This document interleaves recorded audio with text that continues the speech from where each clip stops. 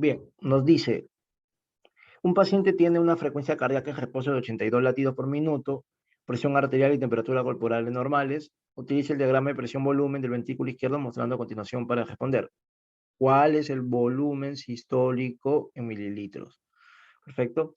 Ahora bien, solamente como para recordar, recordemos que la presión arterial normal es de 120 sobre 80, 120 sobre 80. Perfecto. Sistólico, diastólico y la temperatura corporal normal es de 37 grados. Perfecto. Mayor a 37.5, hablamos de hipertermia.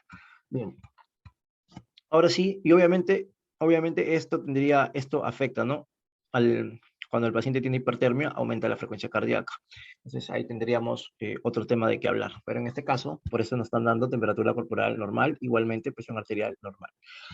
Bien, ahora sí, nos vamos hacia el diagrama y obviamente vemos que en este eje de las excisas, vamos a ver que aquí encontramos lo que es la presión intraventricular expresado en milímetros de mercurio y encontramos el volumen, es decir, la cantidad de volumen, la cantidad de sangre eh, que que se quiere encontrar, ¿no? Es decir, que sería la fracción a eyectar, o sea, el volumen sistólico. Bien, todo esto explicaría el ciclo cardíaco. Recordemos que en términos prácticos, el ciclo cardíaco es el conjunto de fenómenos que ocurre, perfecto, que comprende, obviamente, de despolarización, es decir, de eventos eléctricos, eventos mecánicos en cuanto a la contracción. O sea, de paso, la despolarización se representa en electrocardiograma como una onda P, ¿no? Una onda P. Perfecto. Y hablaríamos de la P, QRS, en este caso de la onda T, etcétera, ¿no? Hablaríamos de lo que es despolarizaciones, repolarizaciones, etcétera, ¿no? Pero bien, eso no es tema. Lo que sí vamos a hablar es de lo siguiente. Debemos entender en claro que lo que comprende, en términos muy prácticos, el ciclo cardíaco es la diástole y la sístole, ¿perfecto? En este diagrama vamos a decir que el punto A y el punto B que estamos observando va a representar a la diástole.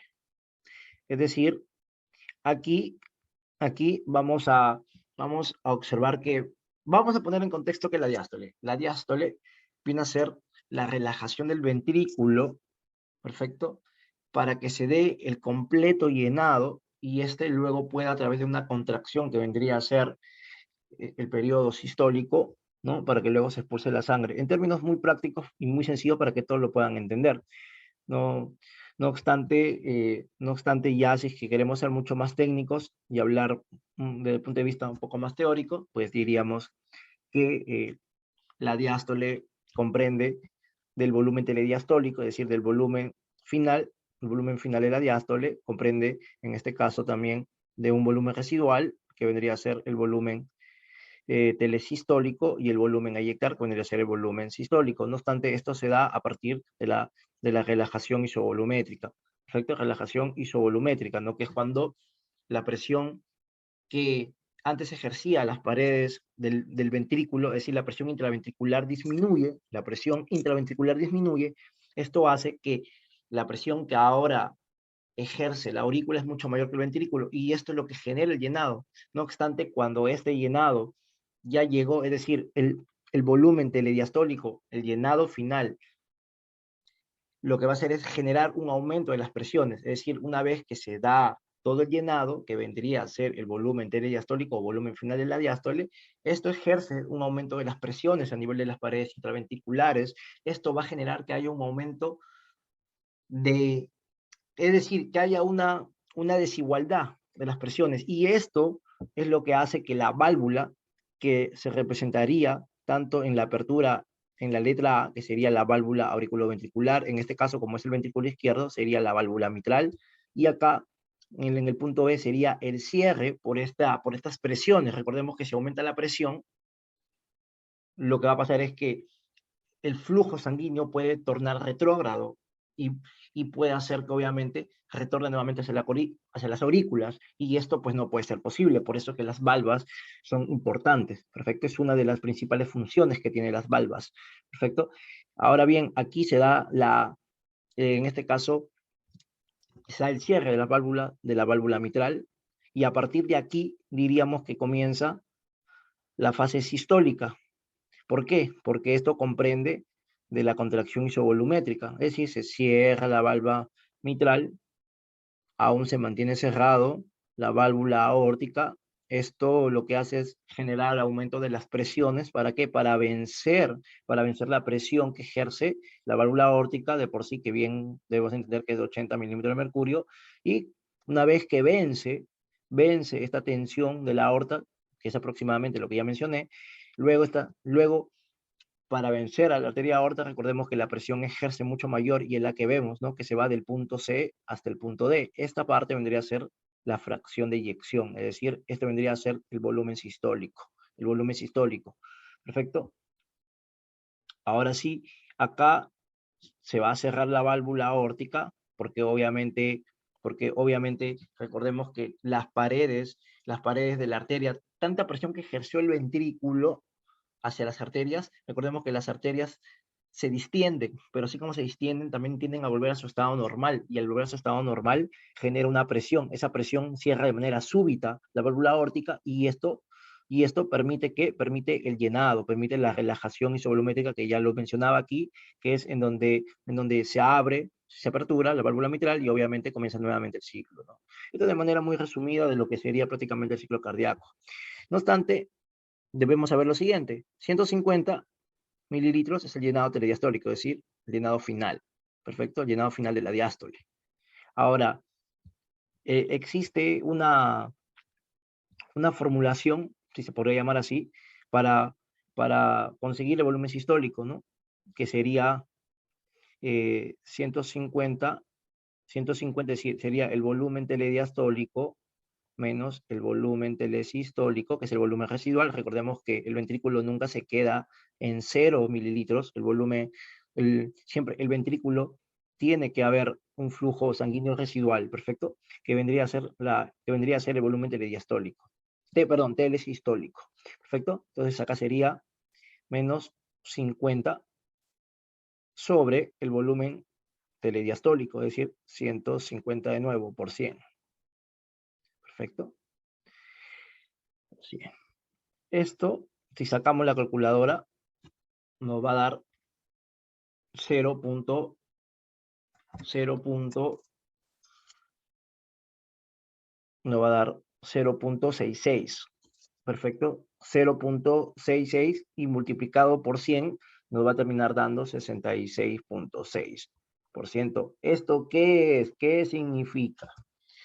¿Qué nos dice? La fracción de eyección, que nos dice que la fracción de eyección es aproximadamente, es decir, la cantidad a eyectar del ventrículo izquierdo es aproximadamente o equivale al 60% de todo el volumen final del diastólico, es decir, de todo el volumen final de la diástole, de todo el volumen final de ese llenado de ese ventrículo. Es lo que nos dice Fisiología de Guyton, que es aproximadamente el 60%. Por ejemplo, el libro de fisiopatología de cardiopatías, que es un libro de cardiología, nos dice que es del 50 al 55% aproximadamente. Entonces vemos que son referencias solamente, porque aquí estamos observando a partir de la formulación de la fracción de eyección que en este caso la fracción de eyección es de 66.6. Entonces, si nosotros nos guiamos teóricamente, no vamos, o sea, es decir, si siempre vamos a hacer, no vamos a tener raciocinio, entonces siempre nos vamos a terminar cuestionando, ¿no? Entonces, esto nos permite entender del por qué. Una de las cosas del por qué es que también se habla en el libro de Guyton, que es aproximadamente el 60%, porque obviamente se habla que el llenado es de 110, el volumen telediastólico es de 110 a 120, y obviamente el volumen sistólico sería 70. Pues entonces, obviamente esto no va a dar el 60% que es el aproximado, que es la fracción de eyección. Pero bien, en este caso, ¿cómo comprobamos que realmente 100 mililitros es la fracción de eyección? Es decir, es el volumen sistólico. Fácil, lo comprobamos de la siguiente manera. Decimos que 150 es el 100%. Es decir, todo el volumen del llenado, todo el volumen completo. En este caso quiero sacar el 66.6%. Lo que hago es paso los 150 a multiplicar por los 66.6 y esto me va a dar un volumen de ¿cuánto? Me va a dar un volumen de 9.9, que al fin y al cabo redondeado todo, ¿no? Todo redondeado todo nos da 100. Entonces, 100 mililitros. Perfecto. Entonces, ¿concuerda con el volumen sistólico que está acá? Sí. Entonces, yo aquí estoy comprobando, no solamente teóricamente, porque obviamente es fácil, ¿no? Si me piden esta respuesta en un examen, obviamente que no voy a hacer todo lo que estoy haciendo, pero obviamente no solamente lo sé teóricamente, sino lo compruebo prácticamente. Entonces, la respuesta correcta es 100 mililitros el volumen sistólico. Y mi fracción a eyectar es 66.6% de lo que se ha eyectado en esta oportunidad según el caso que nos da de repaso de fisiología de Guyton. Ahora, por ejemplo, si yo quisiera sacar cuál es el gasto cardíaco, recordemos que el débito cardíaco es frecuencia cardíaca por el volumen sistólico. La frecuencia cardíaca es de 82 por, en este caso, sería 100 mililitros el volumen sistólico, 100. Esto es igual, al fin y al cabo, vamos a ponerlo a 8 litros punto 200 mililitros. Perfecto. Esto sería el gasto cardíaco o el débito cardíaco. 8 litros con 200. Perfecto. Por un minuto. Bueno, espero que esto les haya sido interesante. Y bien, mi nombre es Alexis Andrés Arteaga. Y bueno, espero que en otro momento ya hablaremos más a detalle.